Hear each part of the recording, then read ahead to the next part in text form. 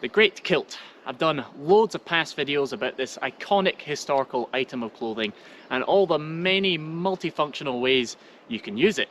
But in this video, I want to see if I can add yet another use to the kilt's repertoire. Can I turn my Great Kilt into a viable hammock I could sleep in overnight? I'm a big fan of lightweight hammocks for a few reasons. One is that they're really comfortable as long as you've got some suitably spaced trees. You know, it doesn't really matter what the ground is doing, you're going to be able to lie flat.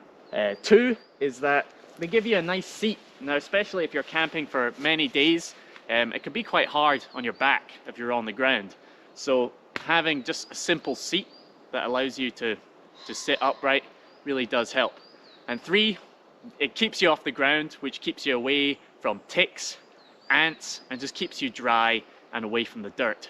So over the years, I've been experimenting with the Great Kilt, or plaid, in conjunction with modern camping equipment. And I've got an old video, I think I made 5 years ago, where I experimented using the plaid as an under blanket for a modern hammock. And in the comments of that video, I remember people asking me, could I use the kilt itself, the plaid itself, as a hammock? And I think at the time I kind of dismissed it, thinking that the material of the plaid wouldn't be strong enough.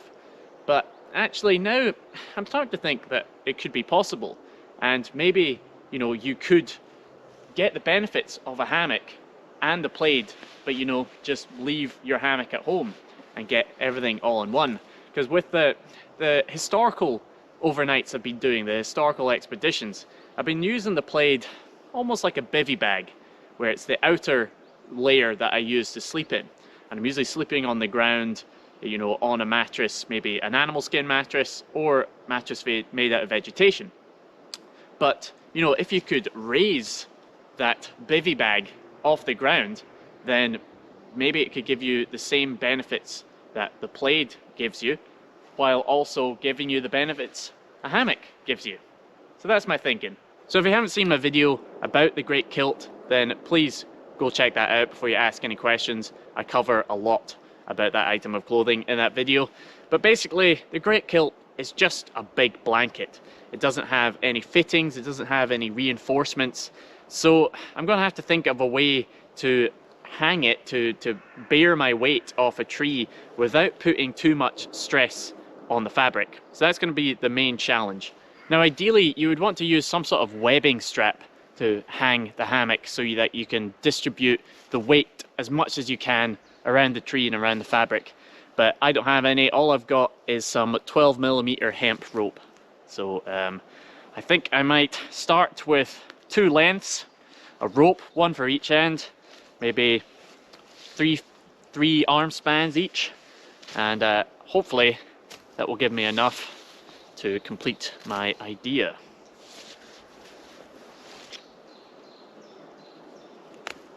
So the plaid I'm going to use is probably the thickest and most heavy duty out of my collection. It's 5 meters long and 160 centimeters wide. The weight of it, I don't know the exact weight, but I think it's over 16 ounces. So it's very, very thick. But that said, you know, it's a lovely plaid. I really don't want to rip it. So I'm trying to think of the best way to distribute the weight. Okay, so I've got 2 fairly sturdy sticks, just under an arm's length, and I've just whittled off any sharp knobbly bits, anything that might damage the fabric, and I've got an idea. So if you look at a modern camping hammock, it's usually the end of the fabric has kind of been sewn over the webbing strap so that when it's pulled tight, it all just sort of cinches together like a drawstring bag. And this allows the weight of your body to be distributed across the whole length of the fabric. So my idea with the plaid is to kind of do something similar. So I've got the narrow end of the plaid here, and what I'm going to do is pleat it like I would the long end if I was wearing it like a Great Kilt. So I'm just going to put a number of pleats in it, and then my thinking, I'll grab one of my sticks and I'll fold that pleated end over the stick, giving me probably just over a foot overlap. Then grab one of my ropes, find the middle, and basically just tie a series of overhand knots. So I'll do one on one side, so that, and then bring the rope to the other side and tie it again. Right, nice and tight.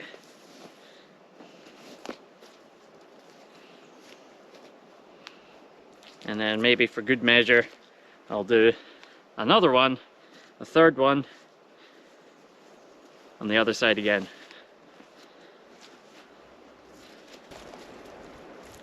Shoulder height.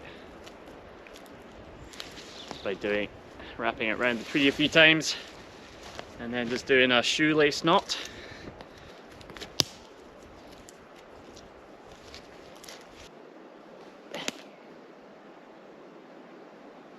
Seems pretty strong so far. So my modern hammock is an arm span and a half long. So I think I'll do the same with the blade. So one arm span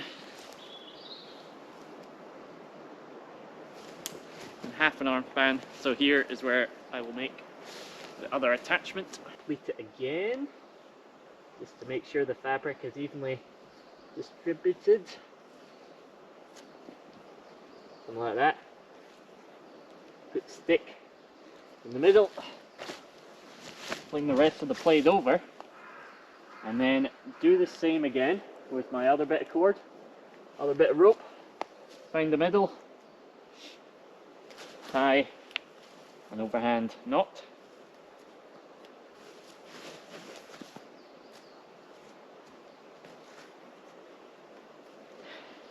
that again on the other side.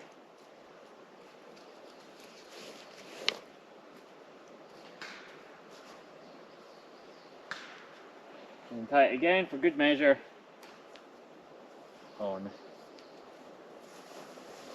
the outside. So that works.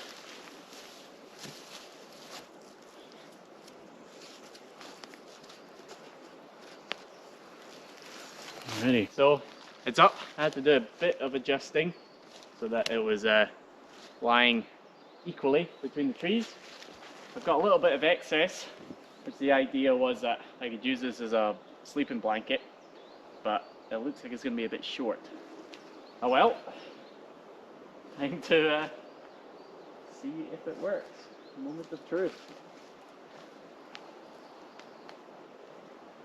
Don't tear my blade. So there we go. Not quite. Almost long enough as a sleeping blanket. I need just a wee bit more. Alright, so I've shortened it so that the hammock itself is just over an arm span rather than an arm span and a half. Hopefully this will give me a bit more material to put on top of me. Hold again. Oh, that's scary. Right.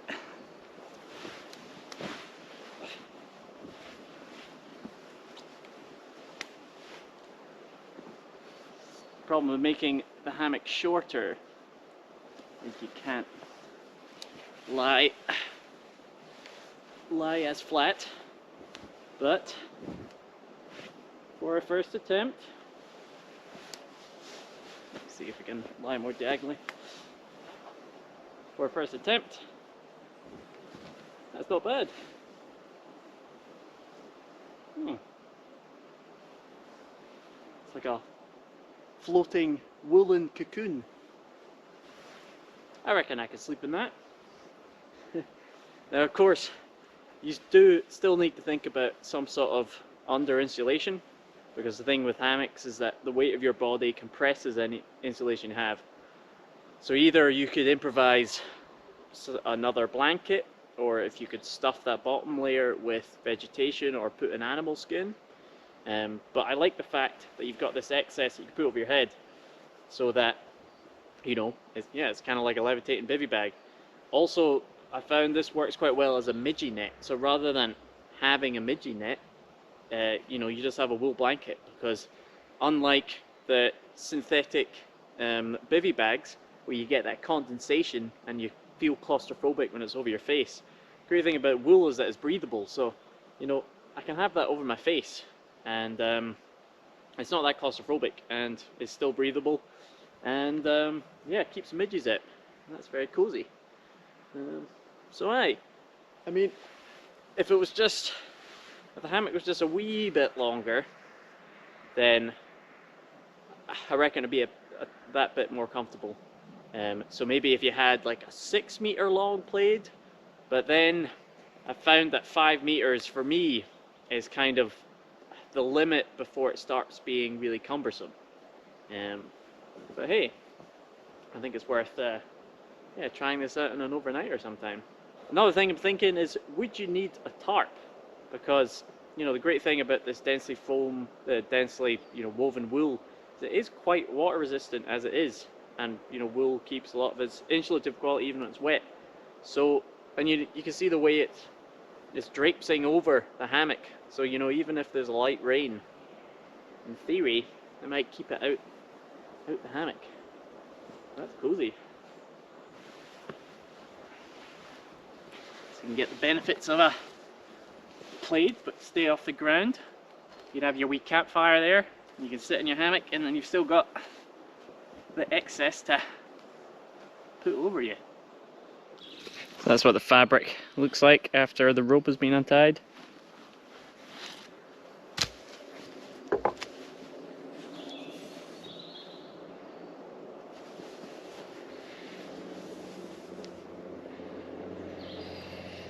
I would say that looks not too bad. I can't see any tears or anything that looks like permanent marks. I mean, maybe if you had the hammock set up like this for many days, you might mark it, but seems to be alright. So, is this a viable hammock sleeping setup? Well, from a sort of historical perspective, when the plaid was the main outer garment and people were going bare-legged and things like that, I'm not sure if this really makes that sense. I think just you know, wrapping yourself up and sleeping on the ground like a bivy bag is much more simple. But when you're using the plaid as more of, you know, an extra blanket, it's not your main item of clothing, you know, you're wearing trousers or a long tunic like I am, then yeah, I think this works. The fabric doesn't seem to be getting damaged. It's holding my weight. I have, you know, a layer of wool underneath me, a lovely layer of wool on top of me. Again, I would need to think of some sort of under insulation. Also, not every fabric is created equal. As I said, this is the heaviest duty fabric I've got. I weigh, I think, just under 70 kilos. So, you know, if you're a heavier person using a lighter plaid, it might not work. But yeah, so far, yeah, I think it works. I think I will try sleeping out in it one day. So, hope you enjoyed this fun wee experiment, folks. If you want to help support the channel, as well as get access to extra learning resources and monthly behind the scenes videos, consider becoming a Patreon. If you enjoyed this, consider subscribing, give the video a like, leave a comment, share with your friends, and I'll be back with another video next month.